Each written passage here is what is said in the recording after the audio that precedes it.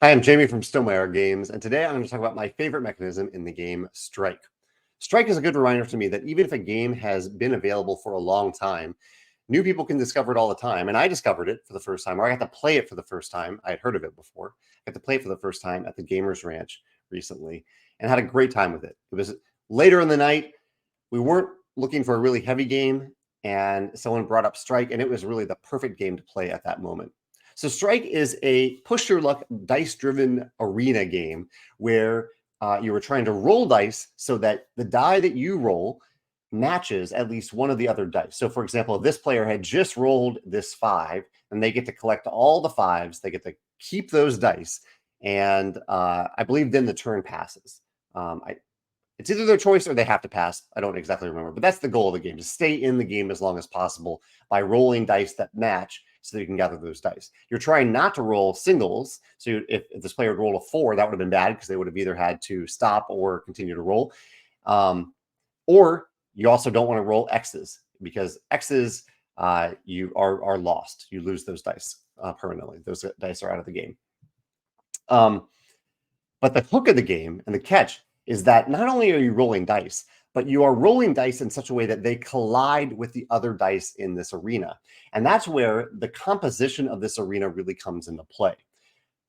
Crucially, this bottom part right here, which is not cardboard, this is kind of a foam pad that gives the dice a little bit of bounce when you roll them.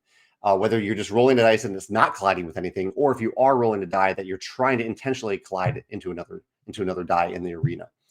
This is what I think makes the game really, really special, that you're not just rolling dice, but you're rolling dice to impact dice that other players have already rolled or that you've already rolled to change their face into something you want. I think that is a brilliant little twist, and the composition of these components really enables that to happen. Also, the circular and slanted element of the arena is tricky because it means that there is the potential that you could roll a die and it will roll right out of the arena. I did that a couple times because I was a little sleepy when I played this. Although I bet it could happen when I'm not sleepy too. It's designed to make it difficult. It's designed to make a die like roll around a little bit, but it also makes the potential for the dice to completely roll out of this arena.